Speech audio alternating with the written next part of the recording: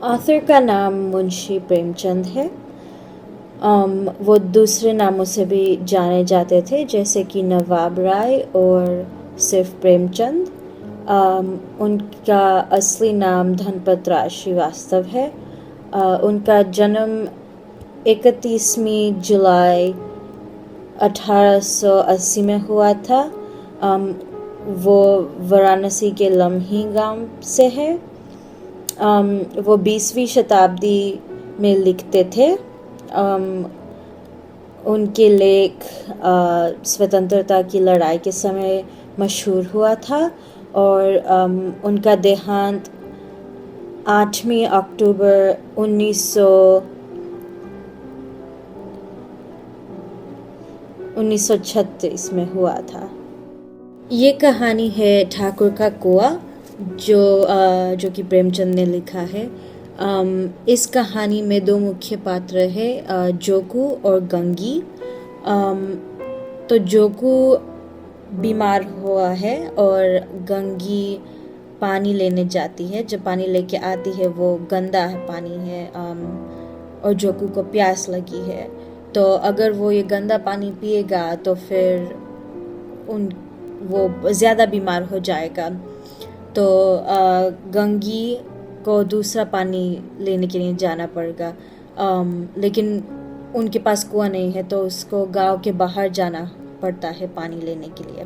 और गांव में जो कुएं हैं उनमें से एक ठाकुर का कुआं है, जो कि वो वहाँ पे नहीं जा सकती पानी लेने के लिए, क्योंकि वो बहुत ही गरीब है। और ठाकुर और जो वहाँ जाते हैं पानी लेने के लिए वो बहुत ही ऊंचे स्थान में है। तो गंगी हिम्मत करके वहाँ छुपके से पानी लेने के लिए जाती है, क्योंकि वो उसे पानी लेने जाना है। तो वो वहाँ जाती है छुपके से। और जब सब अपने अपने घरों में वापस जाते हैं, जब सन्नाटा छाया हुआ है, कोई नहीं है वहाँ पे, तब वो कुएं की तरफ जाती है पानी लेने के लिए। वो पानी ले भी लेती है, लेकिन फिर ठाकुर का दरवाज़ा खुल जाता है और वो बाहर आ जाता है।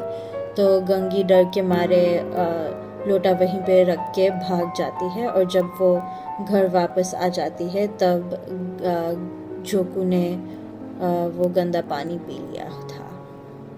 तो ये है कहानी का सिप्नोसिस।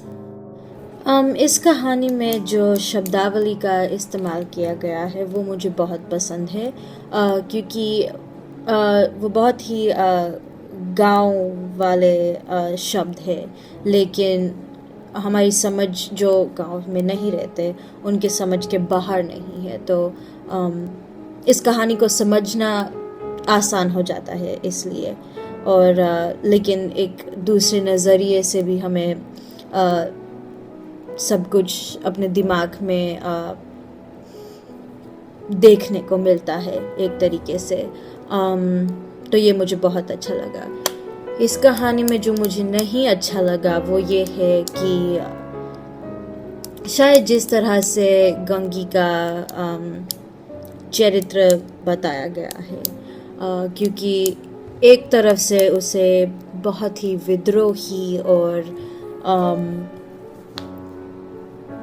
बहादुर बताया गया है, लेकिन फिर भी उसे एक डरी हुई औरत का रूप बताया गया है, जो मुझे थोड़ा सा कंफ्यूज करता है। क्योंकि एक तरफ से हम देखते हैं कि नहीं, वो बहुत बहादुर है, वो बहुत विद्रोही है, क्योंकि प्रेमचंद हमें, और जो नरेटर है, हमें गंगी के दिमाग में जो चल रहा है वो हमें देखने को मिलता है। लेकिन खुद जब हम गंगी को देखते हैं, उसके विचारों को नहीं नज़रअंदाज करते हुए सिर्फ गंगी को देखते हैं, तो हमें ऐसा ज़्यादा नहीं लगता कि वो असल में है ऐसी विद्रोही लड़की। तो ये मुझे इतना ज़्यादा अच्छा नहीं लगा।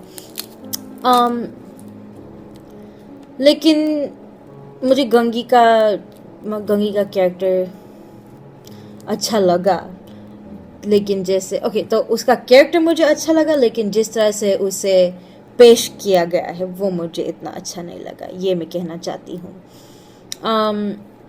तो इस कहानी में बहुत सारी चीज़ों के ऊपर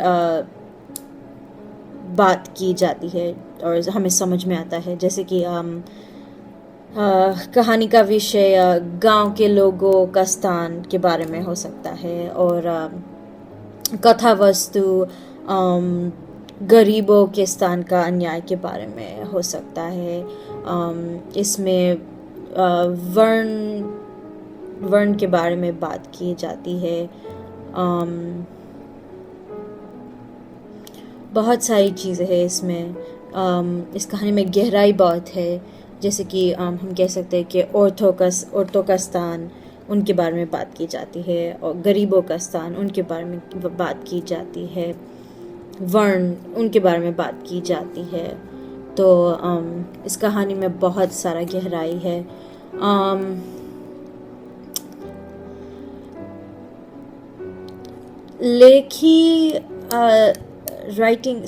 राइटिंग स्टाइल में प्रेमचंद बहुत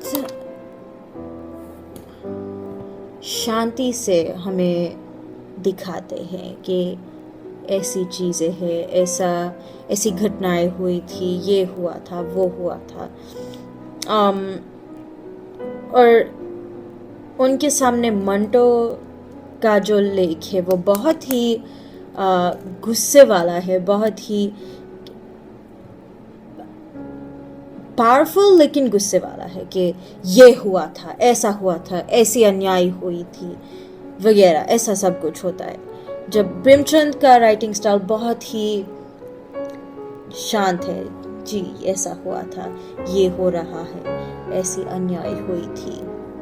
लेकिन मंटो बहुत ही गुस्से से लिखते हैं और उनकी शब्दावली बहुत ही बड़ी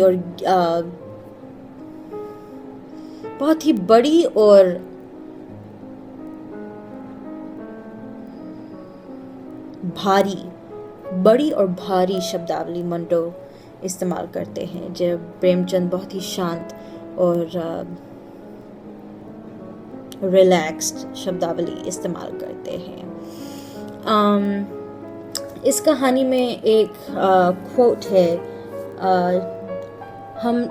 जोकू कहता है गंगी को कि हम मर भी जाते हैं तो कोई द्वार पर झांकने नहीं आता, कंधा देना तो दूर की बात है।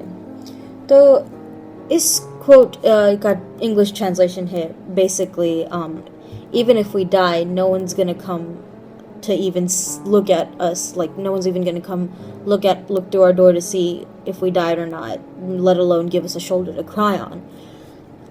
तो इस खोज से हमें पता चलता है कि हमें जोकू के बारे में भी पता चलता है, और जोकू गंगी का जो स्थान है उनके बारे में पता चलता है। तो जोकू स्पेसिफिकली के बारे में हमें ये पता चलता है कि वो बहुत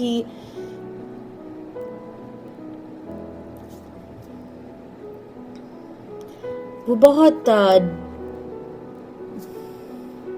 बहादुर नहीं है, ये हमें पता चलता है, क्योंकि वो कभी ये नहीं सोचता कि ऐसा क्यों होता है, ऐसा नहीं होना चाहिए। वो सिर्फ ये सोचता है कि यही हमारा नसीब है, यही हुआ है, यही होता रहेगा, इसके बारे में हम कुछ नहीं कर सकते।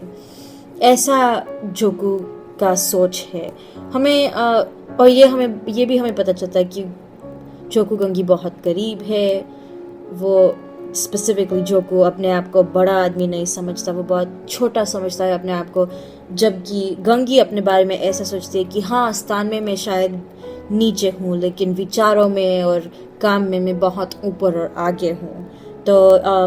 तो इस कोट से हमें जोकू के दिमाग और जोकू के सोच के बारे में बहुत पता चलता है, और वो अपने आप के बारे में और अपने लोग के बारे में क्या सोचता है, ये भी हमें बहुत पता चलता है इस कोट से।